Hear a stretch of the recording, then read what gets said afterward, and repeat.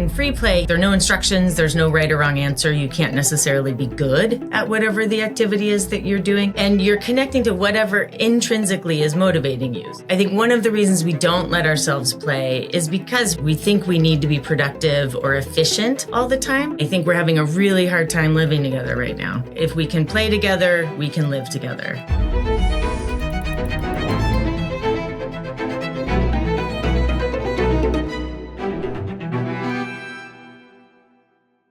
Hello, everybody, and welcome to Lavin Voices, a podcast of the Lavin Agency.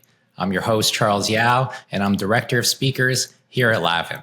Our guest today is Cas Holman. Cas is a toy designer who founded the company Heroes Will Rise. You might know Cas from the Netflix series Abstract, which features the world's most creative people. And Cas has been profiled in The New Yorker, among other places. This week, she releases her first book, Playful, How Play Shifts Our Thinking, Inspires Connection, and Sparks Creativity. To wit, how do you create a playful mindset? What is the tricky dynamic between play and productivity? How does play in adulthood differ from the way we played when we were children? Also, why is boredom important? Here's our conversation. Just to start, maybe because we use the word play colloquially, I think we all kind of understand what it means. But specifically, when you say play, let's just start there. Like, what do you mean? Yeah, well, play can mean a lot of things, of course. I think it's kind of anything that connects people to some part of joy. Like something that in my version and the type of play that I design for and advocate for is free play. So it's a little bit different than playing sports or playing a video game, and I describe those as kind of having an extrinsic motivator, right? So you play because they're fun, and maybe you're connecting with a friend socially or kind of checking out of some part of your life that you maybe don't want to engage with for an hour, however long you're playing. But they have an extrinsic motivator, which is the to get a score or to kind of level up. Right. In sports, the extrinsic motivation might be like the exercise or, maybe it's something you're doing professionally or in a league where you want to win. Right. So the motivation is to win. And in free play, it's more intrinsically motivated. So in free play, you're there are no instructions. There's no right or wrong answer. You can't necessarily be good at whatever the activity is that you're doing in a free play sort of manner. And you're connecting to whatever intrinsically is motivating you. So it might be a curiosity around what would happen if I break this pine cone open, or what would happen if I turn over that log, right? Or kind of like, for whatever reason, you feel like kind of tinkering in your garage for a while.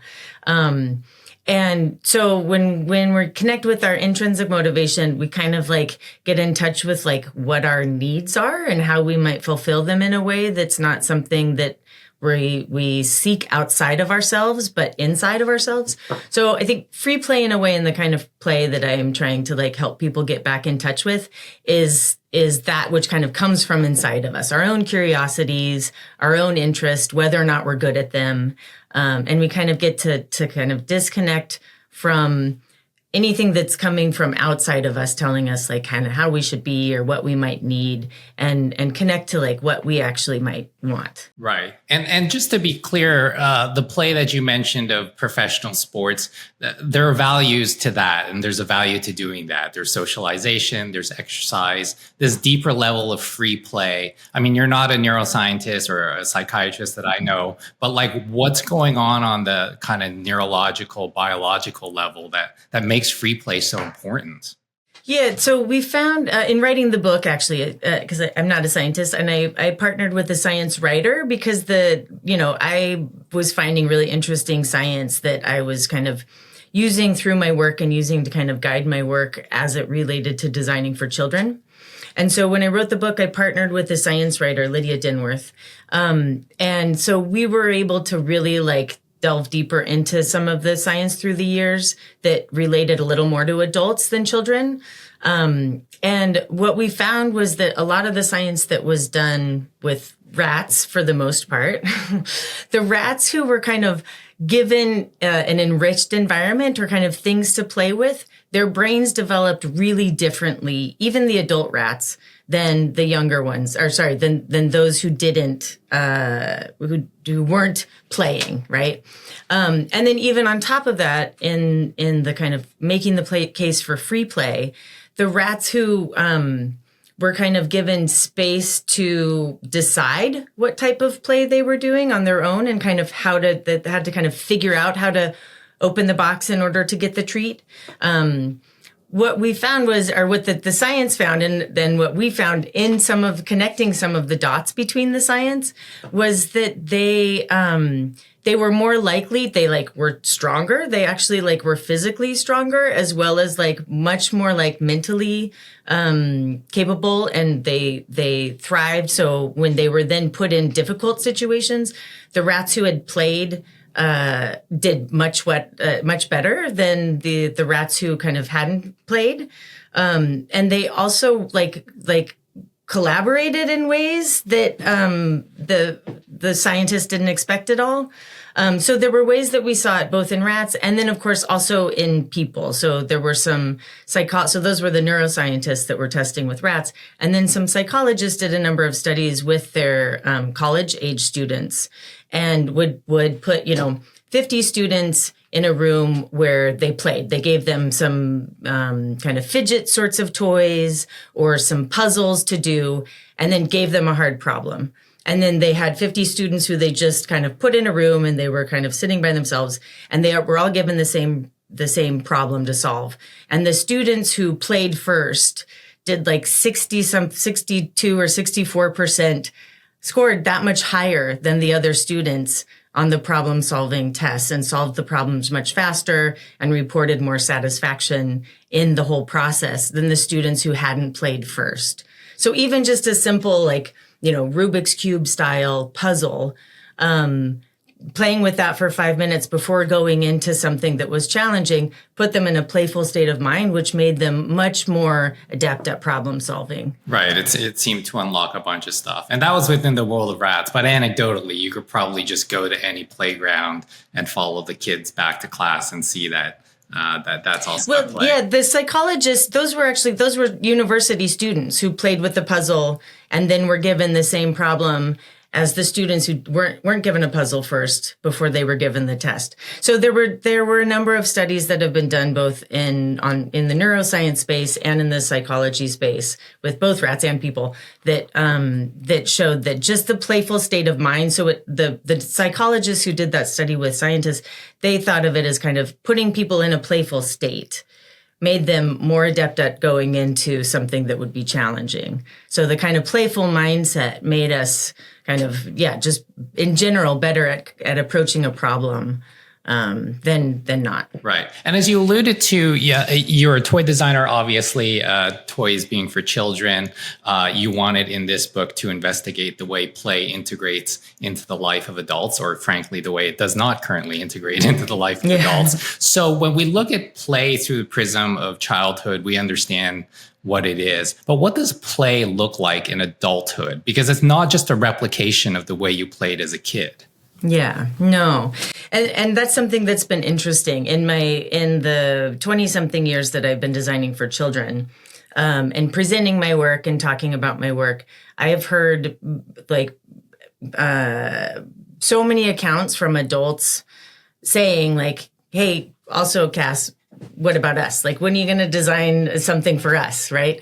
But then also just really touching stories about adults who want to be in touch with their playful selves, as well as people who come and say, Cass, thing is, when I play with my children, I have, for example, someone once told me, she said, I have a 5-year-old. This was the most honest answer, or honest kind of question that anyone has ever posed. And since she said this, everyone in the audience kind of went, yes, us too.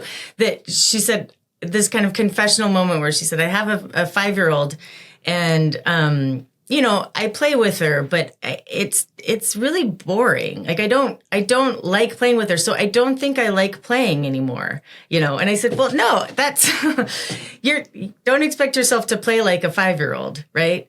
Like you wouldn't expect your 15-year-old to play with a 5-year-old. Like they're developmentally in different states. So they have very different play, right? So an adult, a 35-year-old, can't be expected to play the way that a 5-year-old does. So it's okay, first of all, for anyone listening who thinks it's a little bit boring to play with their kids. Like, thank you. That's when you should be playing with your kids, and also you don't have to play the same way that they do, right? So adult play looks like a lot of things. I think, I think for some adults, like rearranging the living room is play. I think that for some adults, reading is even play, right? Anytime we kind of like let ourselves do the thing that's not productive, that we feel something within like wants us to play. I think a lot of conversations are really playful. I think, Charles, I suspect that your play is often having conversations with other adults, right? And we get kind of like the way we ask questions or the way that maybe we like switch up our semantics. Like there are ways that we can be playful in how we approach an idea. I think that concepts and conversations help us kind of bat around. It's almost like batting a ball back and forth, the way that certain conversations are. What if we do this? What about this? Right. And I mean, I play with my plants a lot.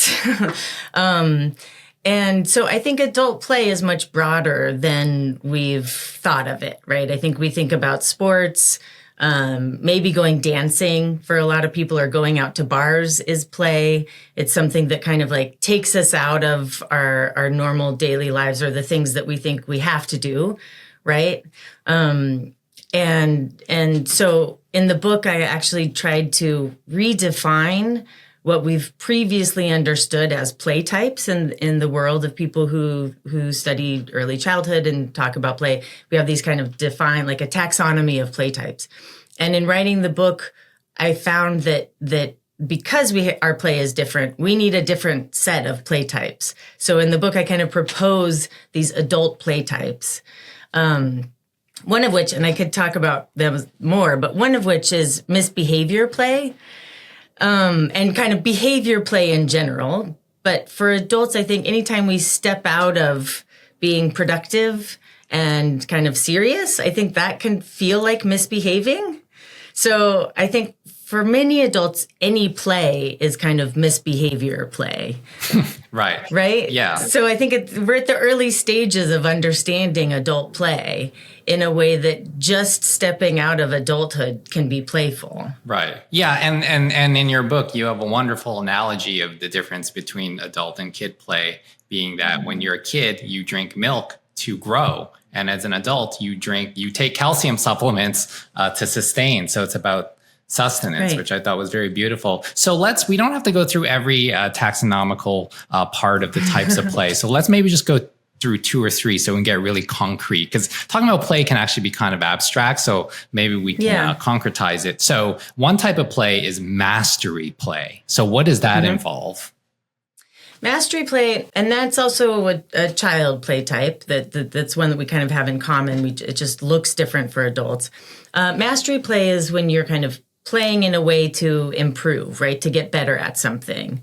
And so, like maybe it's fixing something, and actually maybe at the beginning you're just kind of, you take apart the lamp in order to kind of figure out how it works, and maybe then afterward it goes into the trash, or maybe you like then start to like watch YouTube videos and actually like rebuild the lamp, right? So you want it to work. So there's like levels of improvement in mastery play where we kind of like get better. I think that the way that people do yoga, there's a way that it can be kind of playful where you're just, feeling your body and experiencing having a body, which we don't often do during the day as adults. And then there's a way that we want to improve and kind of like get better at it, right? So mastery play kind of involves more of a learning sort of, and maybe it's something that we're not necessarily trying to be better at, right? Like I'm such a fan of adult kind of continuing ed classes or anything that an adult might reconnect with. I have a friend who's taking piano lessons, And she took it as a kid and loved it, but she wasn't that great at it. So her parents were like, well, you're not good at this, so let's move on to something else. And she was like, but I like it, So she's taken it up again, and she's like, I'm not great, but I really like doing it, right? So I think that a lot of the way in adulthood we can kind of reconnect with something we love and have let go of the need to become a professional. I think this happens also with sports, when we can kind of re-enter something for the joy of it instead of for the, an aspirational qualities that happen when we do it when we're younger. So yeah, that's one, and one that has been coming up a lot recently, and I just had a conversation this morning that I think is resonating more and more with adults, is attention play. And attention play could be bird watching. It could be kind of people, when I'm on the subway, I think I do attention play, which is just kind of like noticing people and things. Like I also, as a industrial designer, of course, and a maker of things, I just like can't help but always try to figure out how things are made, right? So I might like on the subway, if the people watching isn't that interesting, or if I notice some detail, I'll wind up kind of spending a fair amount of time trying to figure out how that particular handbar is connected to the train and why it's there instead of over there. Like, what's the advantage of the door opening like that? And why didn't it just do this, right? So, and I think what's interesting and particularly relevant about attention play right now is that our habits are, of course, anytime that we're not actively engaged in something, we go to our pocket computers, right? We are like checking the news, or there's something, again, kind of extrinsically taking our attention, right? Whether or not it actually needs to. Sure, some of us need to be working all the time, but for the most part, I think, we could take a 10-minute break, and rather than looking at our phone, kind of like tune into the world that's actually around us, which is pretty fascinating when you give it your attention. And it seems like we're kind of circling around this dynamic, so I'll just ask it outright. What is the relationship of play to productivity? Because it would seem that regarding productivity, taking that into account while doing play means it's not going to be play. But play actually does have a role in productivity at work. Yeah. Yeah, I know that's kind of one of those that's like a little bit tricky, because I try to separate like part of why I think adults are why we're kind of disconnected from our play. I don't want to say we're bad at play, because it's not that we're bad at play. We still know how to play. We just don't let ourselves do it, right? So I think one of the reasons we don't let ourselves play is because we think we need to be productive or efficient all the time. Efficiency is another one that's kind of interesting. Like, I chat. Some of my play is to kind of chat with strangers, and in the grocery store, I'll be kind of chatting with the maybe the checkout clerk or whatever. And I am aware that I might be making things, or the perception of people behind me might be, I'm like, ugh, am I making things take longer? Like but in the meantime, everybody might be involved in whatever the conversation is. But I need to be efficient, and somehow like connecting socially isn't part of what we think of as efficiency, which is therefore less productive in a way that like, we got to get somewhere. It's like, well, right. But we're also human. So it is also important to have moments when we get to connect and be human with the people who are in front of us. Right. So yeah, it's both. On the one hand, I hesitate to ever say play is productive, but in fact, it's productive. It depends on what you consider productive, right? I think rethinking what we consider productive is also critical in letting ourselves play, right? If we understand the value of play, then we'll understand that it is productive in making us feel good and be human and connect with the people that are in the space around us. And also, I'm aware that what we typically consider productive is, answering every email or checking the news every 5 minutes, or, doing whatever it is that we're doing when we scroll social media. Right. So to answer the question of reframing how we think about productivity, because this is the part where I think people think of, efficiency, productivity on one hand, then there's a hard bifurcation, and play and everything else is on the other hand, which makes it seem like they're diametrically opposed. So what is the broader view to have about productivity? I think it's, I think that letting ourselves be human, first of all, will make us better at everything we do, since most of the things we do relate to our lives, right? And that if we are grounded in ourselves and the people around us and our surroundings and our our creativity, to be honest, I think that when we're focused on what we perceive to be a specific outcome, it's really hard to find novel things or other novel answers or novel solutions to the problems at hand.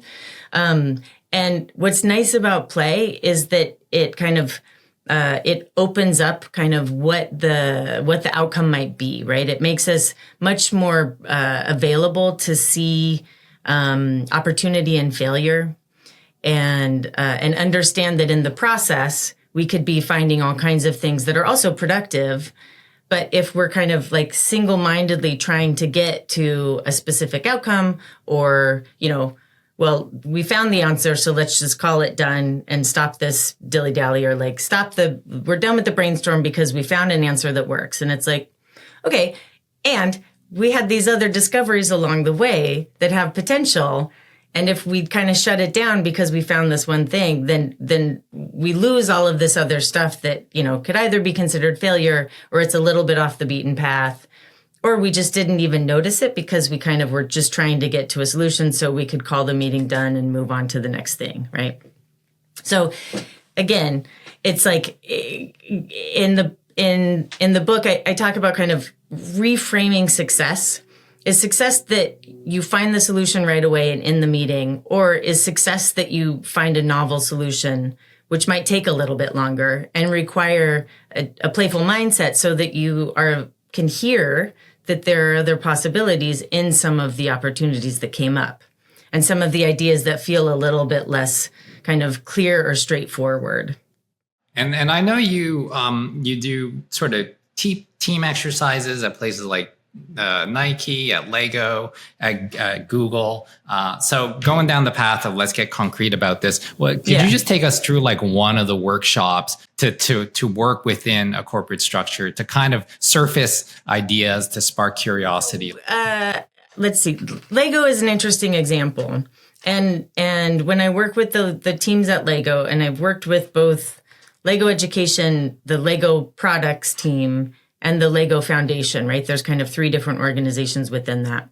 And with almost all of them, what I talk about and what we work on is open-endedness.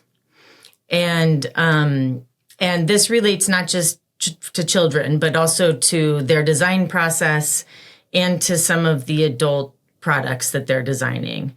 But I think more it's kind of impacted, or it relates to their kind of ethos in a way, if it were, because increasingly we see that their kits are sold as they're more like puzzles than building sets, right? Like they have the instruction booklets are hundreds of pages long, right? And they get a kit and you build one thing all the way through. And so what I've been working with them on is trying to figure out a way that their designers can be more comfortable in open-endedness, so that they can kind of, again, like integrate that into the designs, but also kind of come up with new ways that they might either design for the pieces or design the instructions or even design their internal processes to allow for the unexpected things that come when you don't have a defined outcome in mind. So, one example is, and this actually was something that came up also with Google's UX team. I worked with their user experience team like 5 years ago now, which was a surprise. I was a little bit nervous about that one because I was like, do you really want to make this more open-ended? But the kind of driving force was that humans like to engage, like we like to feel like we're part of something. We like to be engaged. There's an assumption that like everything should be frictionless, right? We want everything to be as easy as possible. Heaven forbid I have to push 2 buttons to get somewhere, right? Or there's also this, I think there's an idea of like decision saturation. Like people are overwhelmed. We don't want to make decisions. But in fact, when we're engaged, when we have to figure things out, we feel like we're part of it. We're more invested in where it's going and we like it, right? So we enjoy the experience. So this idea that it needs to be frictionless in order to like really keep people, I think is false. And, I think in some cases it's kind of what we're used to. So it's kind of what people expect. We want it to be easy. But I push back on that because I have a saying that easy is boring. In fact, the challenge is where we engage, right? It's in the challenge that our brain is sparked and we become involved in solving the problem, completing the design.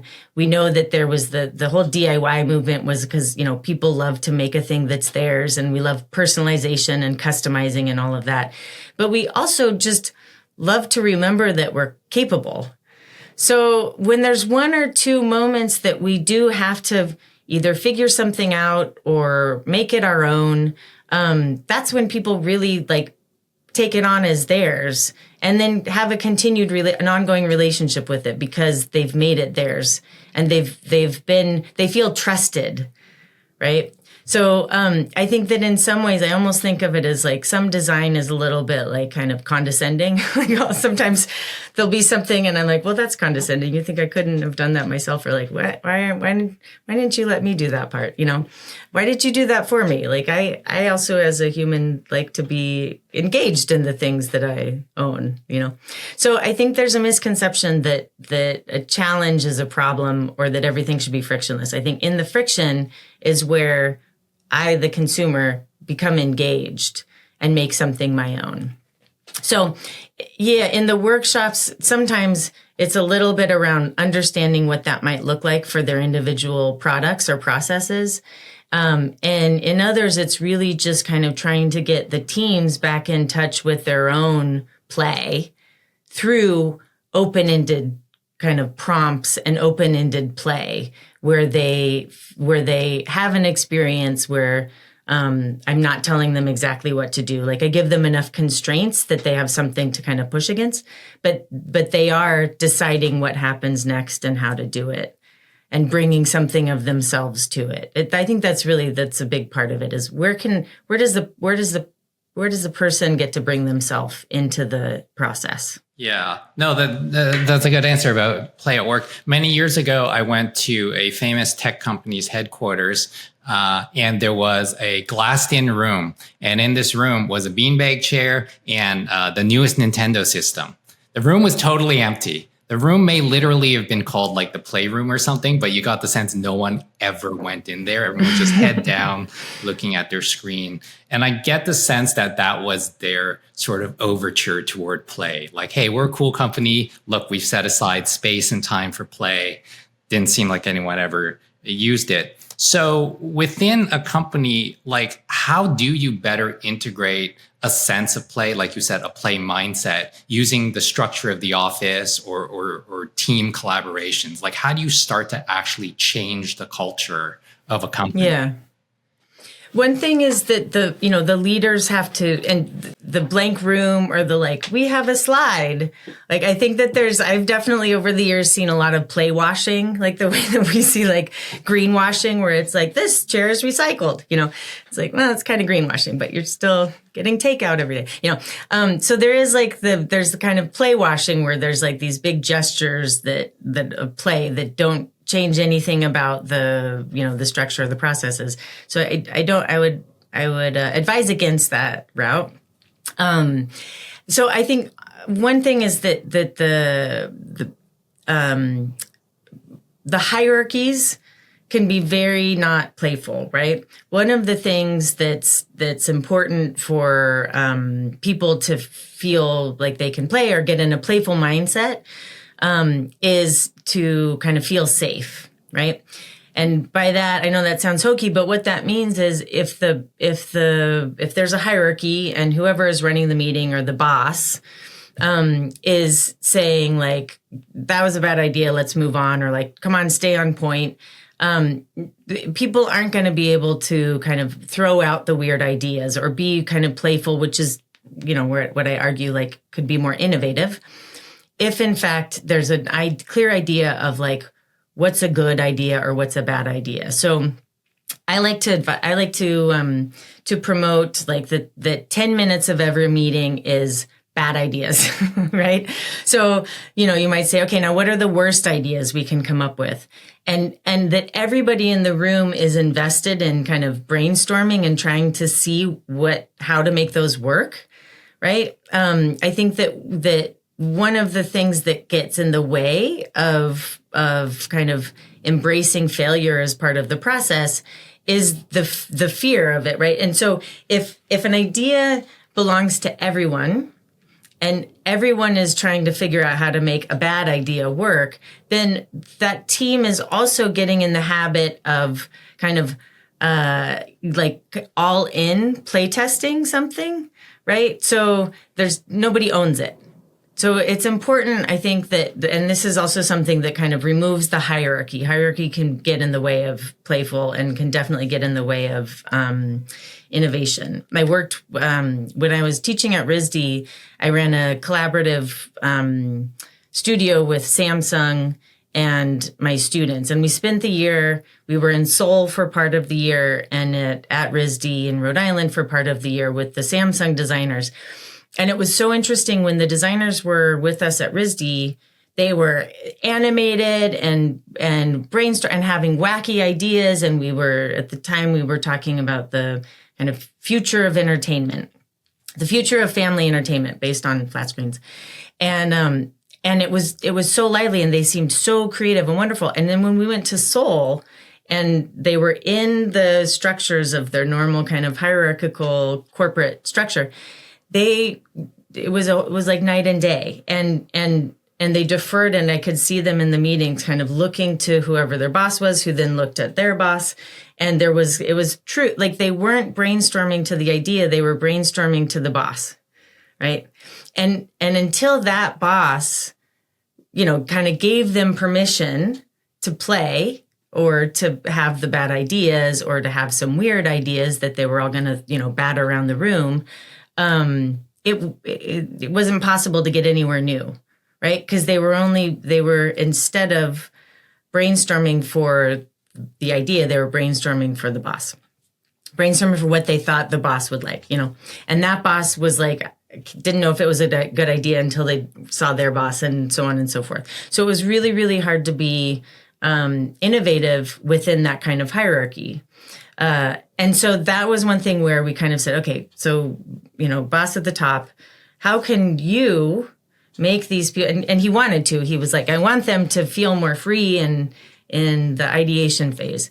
And so the first thing we did was move them into a different environment. We had to change the environment. Even if he said, give me a bad idea, they were so habituated to like that conference room and that kind of vibe that they really couldn't come up with much new there. So we moved into a new space. We switched up the seating. Instead of asking for presentations, I asked the team for stories. So even just calling something a presentation carried the baggage of slideshow or, PowerPoint, and I have to work toward proving my point. And I was like, we're not proving anything. Let's not prove a point. Let's not pitch an idea. We don't want to sell it. We just want to put it out there. And then as a group, we're going to play with it for a while. So even framing something as play, they spent less time trying to prove something that we didn't really know whether or not it was going to be good. We couldn't prove it because it was new, right? And we spent more time kind of again, it was tell us the story rather than pitch us the idea. And it really the whole group took it on and it became more like improv where everybody just kind of kept building on the idea. And from that one kind of story came 5 or 6 different ideas that they all continued to pursue. Like they became 5 separate kind of design development teams from one kind of like, now tell us a story of that, of how that would work in, in a home entertainment system, or what is the difference between consuming entertainment and generating entertainment, right? So, does your family play charades versus sit down and watch a movie? Are you consuming the entertainment? Are you making the entertainment? Are we entertaining each other? Are we being entertained? So it was just like, again, like there was some wordplay in there, but we also kind of got to run with some things that ultimately led to different designs. But again, pitching an idea they were like still stuck in flat screens. Right. And I mean, speaking of wordplay and open-ended iterative process of brainstorming, you do this thing called name by function. When you're trying to design a process or a thing, you say name by function. So what is that, and what are a few good examples? Yeah. So in a design brief, I'll stick to that example. It was the flat screen division, and they wanted to, what's the future of flat screens? Again, this was in 2012 or 2013. So it's a little dated now. But, I was like, we're not gonna get anywhere innovative if we're just thinking about flat screens. And what is a flat screen? Like, okay, it's home entertainment. What is home? Okay, home implies kind of household or family.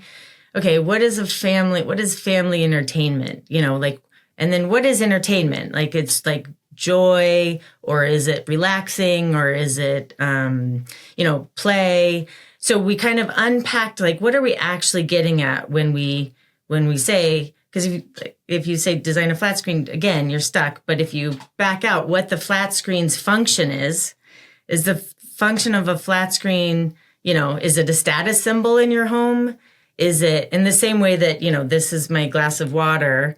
If I go to a design team and I say, redesign a glass of water, like, yeah, we'll get some beautiful new objects, but we're not going to get anything innovative per se, right? But if I say, design a way to hydrate me, right?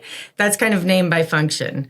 Or if this were coffee, this is a favorite example of, because everybody relates to this, like, do I need a new glass to hold my coffee, or do I need to take a nap?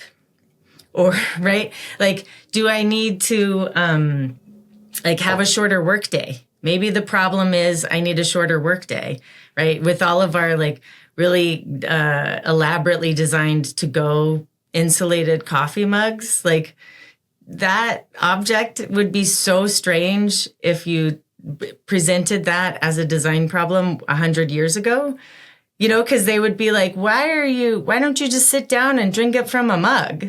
And it's like, nah, I'm too busy. I can't. Or like, I got to drive and drink that. And they're like, what? So why is your day designed such that you have to drink your coffee while you're driving? Why don't you take a nap, or like maybe something else you need? So name by function is kind of like, what are we actually trying to get at when we're designing these objects to fulfill some either a perceived need or a problem that's maybe not a problem. Right. It's like getting to the why at the bottom of it. Just to start wrapping up, in terms of play in 2025, 2026, what's the urgency here of understanding the role of play in our life? Everything you've said is great. It seems almost like that's not the world we live in. The world we live in is this streamlined efficiency machine meant to almost just eradicate all your free time dedicated toward doing the task, being hyper-focused on a thing, almost not allowing ourselves to play. So what's the message here specifically within the world today? What's the urgency? Well, that might be the world that we live in, but that doesn't mean that it's working for us. Like, I would argue that is not working. Like, I don't think people are super happy. We're certainly not getting along. I don't think we understand each other. I don't think we're even like trying to understand each other. So that may be the world that we're mostly living in, but I don't think it's the world we want to live in. And I think if we keep living in it that way, we're not going to live in it too much longer. So without getting super grim, which I maybe just did, I mean, I think that for me, play is how we will live together. Like if we can play together, we can live together. And I think we're having a really hard time living together right now. And in play, in fact, like play again connects us to each other, whether or not we're friends. I live near a playground that has a lot of basketball courts.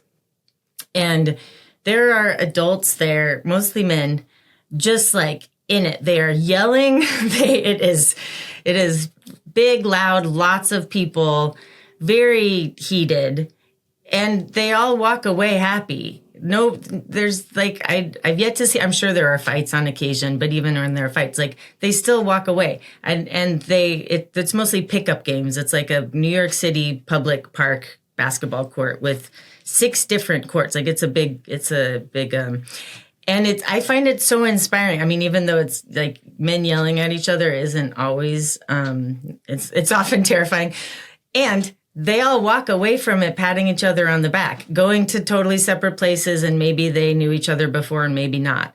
But it's in that play that they're able to kind of like hash it out. And if most of us, whether it was at school or in our public parks, experience that as children. And we whether or not the kid that we played with for 45 minutes or that we interacted with on the playground, whether or not they were our friend, we like saw them and respected the fact that we coexisted, and hopefully to some extent, like understood each other a little bit more. But sometimes I know that's like a nice to have, not a need to have. There was respect. And so I think in play, we can kind of like remember like, oh, right. Yeah, we're all here. It's fine. Like we can do this. So yeah, I think that play is critically important now more than ever. Not just if we do it together, but even in ourselves. I think that for me, play is kind of how I get through. If I am feeling way too strung out on work or overwhelmed and stressed out or having a hard time with the news, and I go dancing or I connect with some friends or I go to the beach and jump around and get beat up by some waves, I'm just like, okay, I can go back. We're fine. Like it resets in a way. And yeah, for me in particular, as a queer person, I go out and go dancing and am re-immersed in my community and feel like we're okay in a way that when I don't, I lose touch of the fact that we're going to be all right, Yeah, no, that's very eloquently said. And your example of the pickup basketball game that's near your house, it's almost like the halfway point between play and free play, because it's play in that it's a known game of basketball, but it's free play in that it's a pickup game. You don't know who you're playing with. You don't know when you show up who's going to be on your team. So it's almost like that perfect analogy. And also I noticed that sometimes there's an 8 league. So there's some version of basketball that's played with 8 people, but often it's like there'll be people who kind of either switch sides or they kind of have to make it up based on who's there. And they don't always get the full court. So sometimes they kind of have to change the rules based on, who's around. And there's always a basketball, but I do one story in the book is related, and it was an older gentleman who gave me a ride. He was a taxi driver from a conference at some point, and I said, something about designing toys, and he launched into this like, oh, when I was a kid, we didn't need all of your toys and all your things. We just went to the field and whoever showed up, if maybe we had a baseball mitt, maybe we had a stick, maybe we only had an apple, but we would make up a game and we'd play for hours. I was like, yes, that's exactly it, right? You kind of like show up and see who's around and you figure it out and you negotiate. And all of that is a critical part of the play. And you'll see this with kids too. Like they sometimes they'll only, if they have an hour, only 10 minutes of it is playing the game. The rest of the time is the negotiating and the figuring it out. And when that's done in play, they're really motivated, right? They're motivated to figure it out in a way that sometimes like when we're negotiating or when there's kind of conflict, if we're not invested in fixing it, we'll just kind of like walk away. But in play, because they want to play. They're already in the play. So the negotiating and the conflict resolution is more likely to kind of happen and feel good because they're all invested, right? So compromises feel really different in the context of play. And so it's kind of where we learn that there can be conflict and we can come out of it and keep playing together, right? And then ultimately, of the 45 minutes where you had to figure out the game or redo it because somebody's, big brother showed up, and then you had 6 on one team and 5 on another, and it wasn't, So all of that happens, like, that's also the play. And I feel like that happens in adulthood occasionally, but not as often.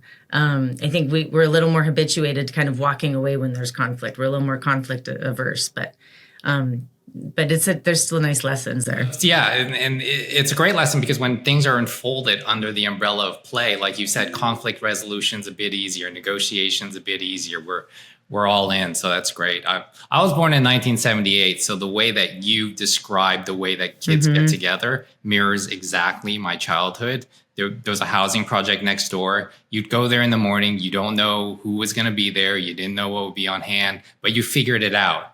And if you were playing a game and someone else came along, you decided which team they went on. But my penultimate question being, a lot of kids these days, there's not that sort of free play. It's almost like getting into university, a good university requires that you almost start as a child building your resume by doing these incredibly structured things. So I guess it would be a question for parents, but it's society at large, is do we decouple that narrow path notion and allow some play into childhood? Yeah. I was just interviewed for Newsweek. So there's an article about boredom. And where I was able to kind of pitch the kind of like, let your kids be bored, because in boredom, they are able to connect with some part of them and then practice what do I want? And how do I make what I want, right? So what you were doing and what my taxi driver was doing, and I also grew up doing this, was making something from nothing based on what was around, based on the context, based on materials and resources, right? So to be able to kind of make something out of nothing is a skill that's critically important to, any kind of future. And also just feels good. You feel satisfied. You have agency in it because you're the one making the decisions. So I think that the culture of childhood right now is quite rigid and structured and like exactly like you said, like it's they go from one thing to another. And even when parents say like, oh, I want my kid to be able to be bored and figure out what they want to do next, they might feel like bad parents because every other parent is like, oh, well, they're going to this camp and that camp, and they're booked. And so they're kind of out of touch with like, well, what do I want to do? But it's still possible. I mean, you got to get past the phase where they're like used to going to a screen or used to kind of consuming their play rather than generating the play. But I think as adults, we can model that by getting through the moment of discomfort ourselves where we really want to look at our phone, or we think like, oh, well, if I'm standing here, everybody else is on their phone, so I might look weird. Like one of the there's kind of 3 tenets that I tell adults. Here's how you can kind of reconnect to your play, and one of them is releasing judgment. I think we fear judgment, and we judge ourselves. Right. I need to look like I need to be taken seriously as an adult, and I need to be, efficient and productive. And right. So we think we have this habit of like, I gotta, but if you can kind of sit through that discomfort for a moment and then, look around and see what's in your environment, who's around, I think that we can also like be modeling for our children that it's okay to kind of linger for a moment and then say, okay, what do I want to engage in right now? No, that's beautifully put. This has been great, Cas. Thank you. Yeah. Thank you so much. Thank you. We do these conversations with Lavin speakers every week. If you like what you heard today, please subscribe at YouTube or wherever you get your podcasts. For more information about Cas or other Lavin speakers, visit thelavinagency.com. Thanks for listening.